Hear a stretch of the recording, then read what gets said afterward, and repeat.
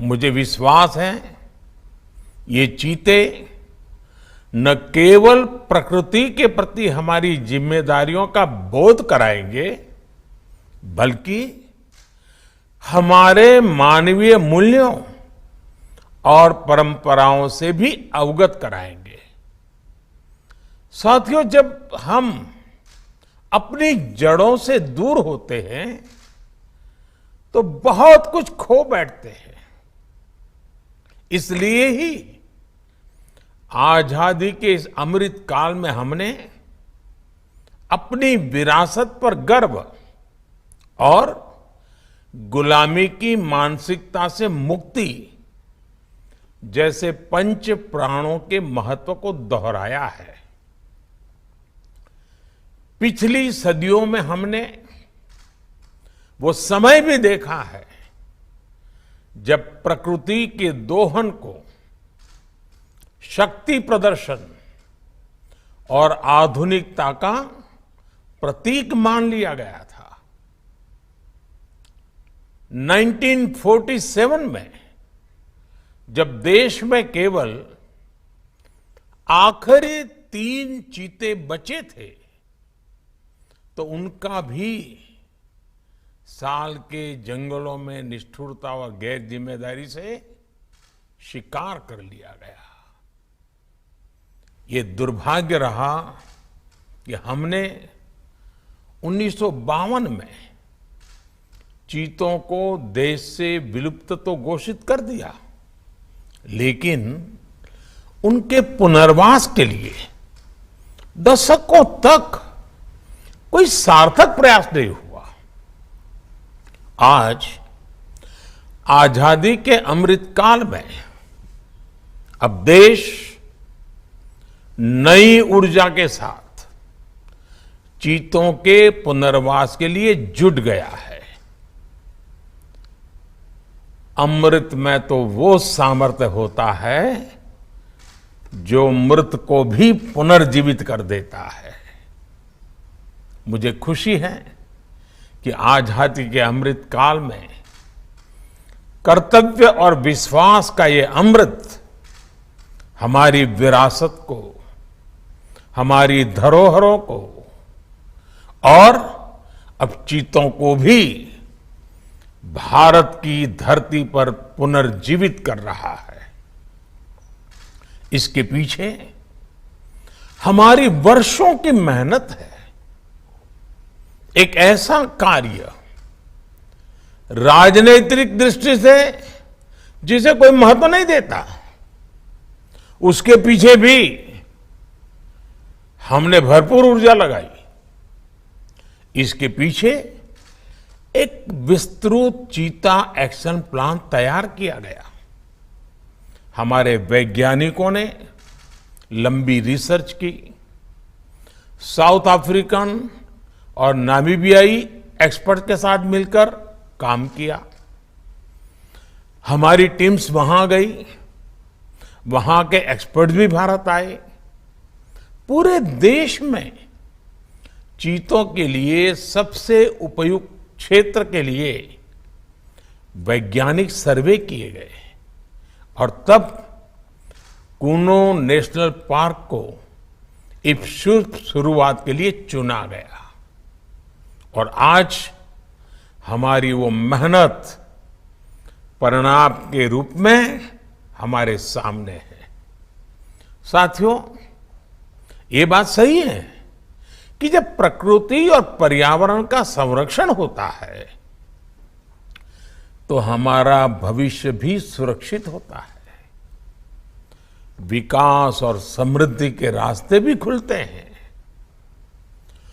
Kuno national park में जब चीता फिर से दौड़ेंगे तो यहां का ग्रासलैंड इकोसिस्टम फिर से रिस्टोर होगा, बायोडायवर्सिटी और बढ़ेगी। आने वाले दिनों में यहां इको टूरिज्म भी बढ़ेगा, यहां विकास की नई संभावनाएं जन्म लेगी, रोजगार के अवसर बढ़ेंगे। लेकिन साथियों, मैं आज आपसे सभी देशवासियों से एक आग्रह भी करना चाहता हूं। कूनो नेशनल पार्क में छोड़े गए चीतों को देखने के लिए देशवासियों को कुछ महीने का धैर्य दिखाना होगा, इंतजार करना होगा, सहयोग करना होगा। आज ये चीते मेहमान बनकर आए हैं, इस क्षेत्र से अनजान है।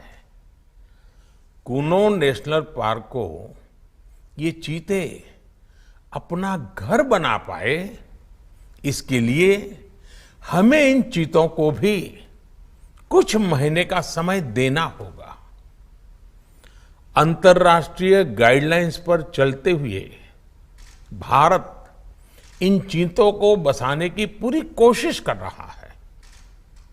हमें अपने प्रयासों को विफल नहीं होने देना है।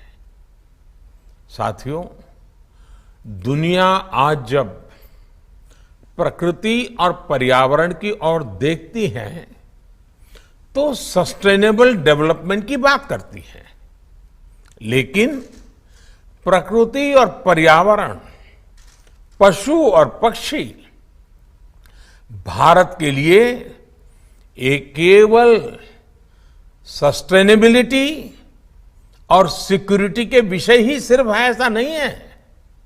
हमारे लिए ये हमारी सेंसिबिलिटी और स्पिरिचुअलिटी का भी आधार है। हम वो लोग हैं जिनका सांस्कृतिक अस्तित्व सर्वम खलविदम ब्रह्म इस मंत्र पर टिका हुआ है। अर्थात संसार में पशु, पक्षी, पेड़, पौधे, जड़, चेतन जो कुछ भी है वो ईश्वर का ही स्वरूप है, हमारा अपना ही विस्तार है।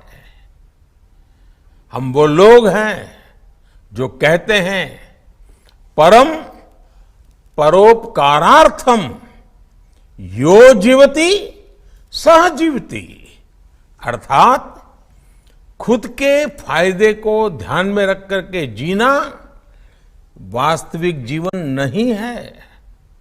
वास्तविक जीवन वो जीता है जो परोपकार के लिए जीता है। इसलिए हम जब खुद भोजन करते हैं उसके पहले पशु पक्षियों के लिए अन्न निकालते हैं। हमारे आसपास रहने वाले छोटे से छोटे जीव की भी चिंता करना हमें सिखाया जाता है, बचपन से सिखाया जाता है। हमारे संस्कार ऐसे हैं कि कहीं अकारण किसी जीव का जीवन चला जाए तो हम अपराध बोध से भर जाते हैं।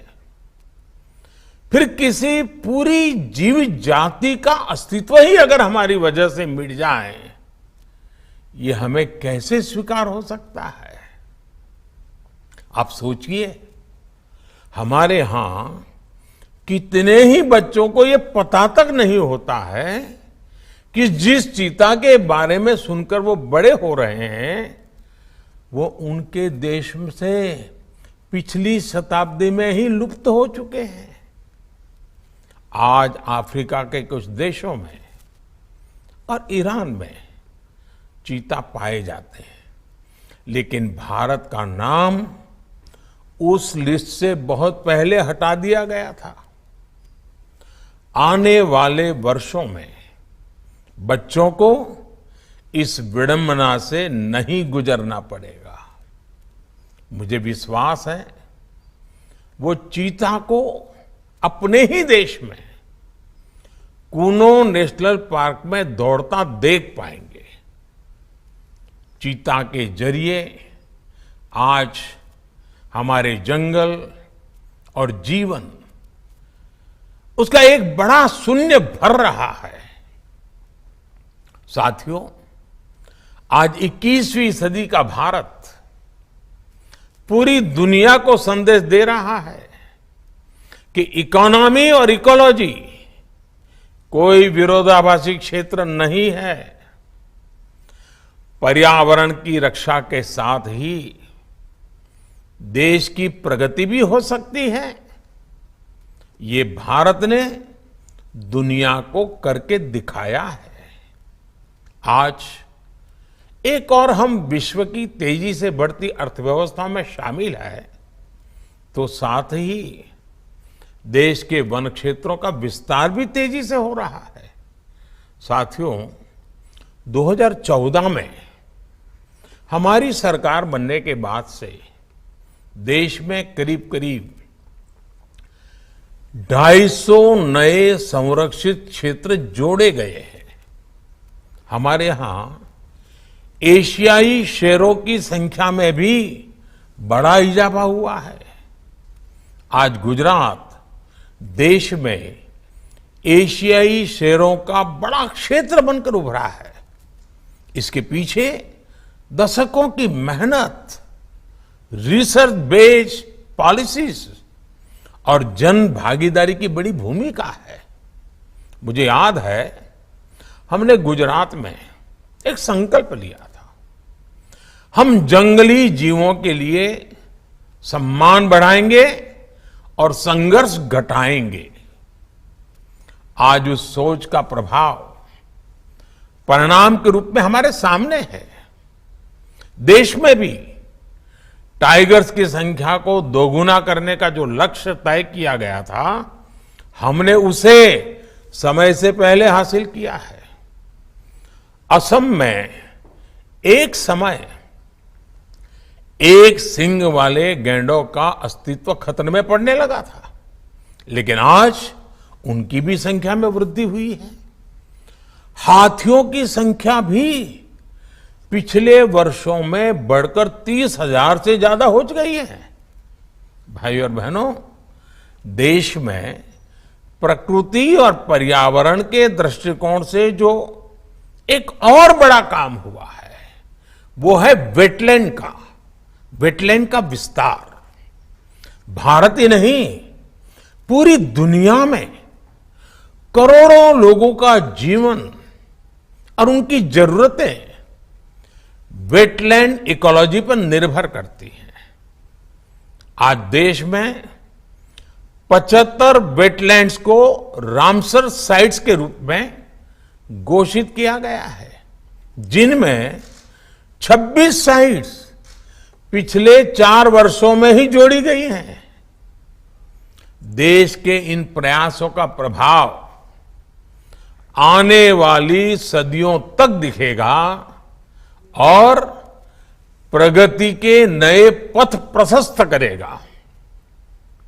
साथियों, आज हमें वैश्विक समस्याओं को, समाधानों को और यहां तक कि अपने जीवन को भी होलिस्टिक वे में देखने की जरूरत है। इसलिए आज भारत ने विश्व के ये LIFE, लाइफ यानी लाइफस्टाइल फॉर द एनवायरमेंट जैसा जीवन मंत्र दिया है। आज इंटरनेशनल सोलर अलायंस जैसे प्रयासों के द्वारा भारत दुनिया को एक मंच दे रहा है, एक दृष्टि दे रहा है। इन प्रयासों की सफलता दुनिया की दिशा और भविष्य तय करेगी। इसलिए आज समय है कि हम ग्लोबल चुनौतियों को दुनिया की नहीं, अपनी व्यक्तिगत चुनौती भी माने। हमारे जीवन में एक छोटा सा बदलाव पूरी पृथ्वी के भविष्य के लिए एक आधार बन सकता है। मुझे विश्वास है, भारत के प्रयास और परंपराएं इस दिशा में पूरी मानवता का पथ प्रदर्शन करेगी, बेहतर विश्व के सपने को ताकत देगी। इसी विश्वास के साथ आप सभी को इस मूल्य